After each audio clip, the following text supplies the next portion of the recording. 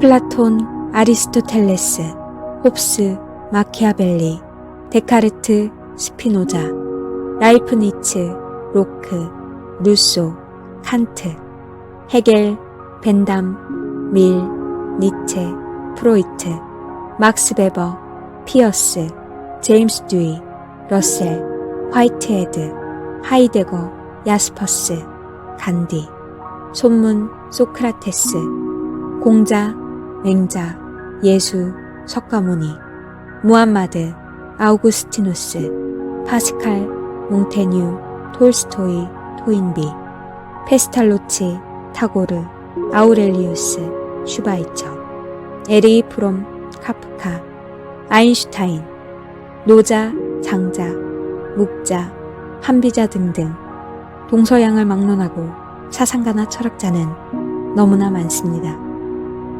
이 모두는 인류의 자산이며 발전의 견인차로 현대에 이르렀습니다. 기원전 3, 4천년 전부터 인간은 고뇌의 동물이었으며 지금도 고뇌에서 벗어나는 길을 찾고 있지만 쉽지만은 않습니다.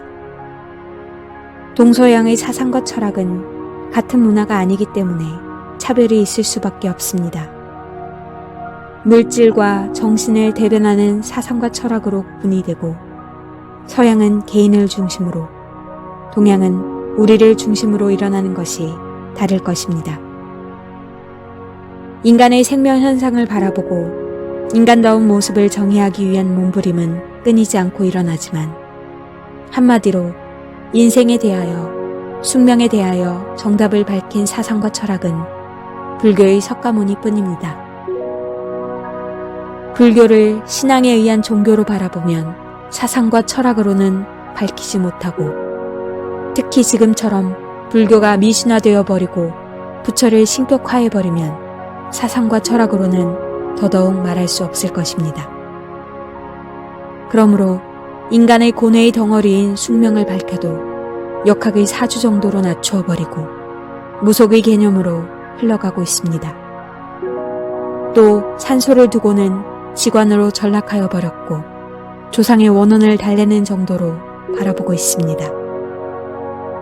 그러니 일념삼천이라는 우주의 법문이 사상과 철학으로 받아들이지 못하는 것은 당연하다고 할 것입니다. 육체가 힘들고 정신이 어지러울 때 인간은 병이 든다고 합니다. 인간이 가지고 있는 단점 중에 가장 나약한 단점이 용기를 잃어버리는 것입니다.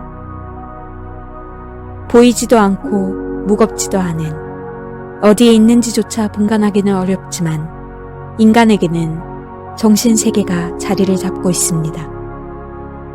정신세계를 지배하는 마음을 안정시키고 자신의 내면의 세계를 들여다볼 수 있는 사상과 철학을 남긴 분이 석가모니라는 것입니다. 헝클어진 내면을 들여다보면 무엇이 있을까요? 욕망도, 성냄도, 의심도, 부정도, 다툼도 쓰레기처럼 들어있다는 것을 알게 됩니다. 또 기쁨도, 감사함도, 웃음도, 행복도 들어있다는 것을 알게 됩니다. 석종께서는 이러한 인간 생명의 내면을 수겁이라는 것으로 결론을 짓고 긴 시간인 과거, 현재, 미래에 걸쳐서 일어나고 나타난다는 것을 밝히면서 인간의 생명을 불가사의한 우주에 비추어 복잡한 현상을 중생에게 이해시키려고 하였습니다. 이러한 석존의 사상과 철학을 번역하면서 부처라는 개념으로 받아들이고 불경이라는 가르침으로 정리를 한 것이 불교라는 종교의 탄생이었던 것입니다. 후대에서는 석존의 가르침을 더 분명히 하고 사상과 철학으로 받아들여서 선과 악의 원인과 결과를 인간이 살아가면서 받는다고 결론 지은 것이 일념삼천의 법문이라는 것입니다. 이것을 풀어서 밝힌 것이 사타르마 푼타리카 수트라, 즉 살달마 분타리가 소다람이라는 본명이고 묘법 연화경으로 이명을 만든 것입니다.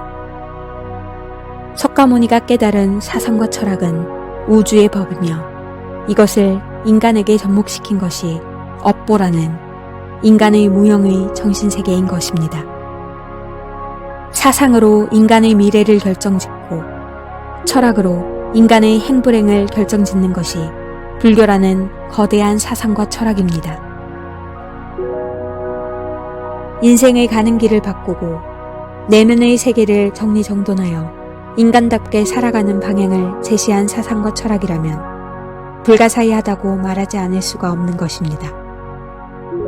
그러므로 불교는 인간 개인의 수급을 바꿀 수 있는 사상과 철학이므로 현존하는 어느 사상과 철학보다 우수하고 높은 가치를 지닌 것이라고 바라보는 것입니다.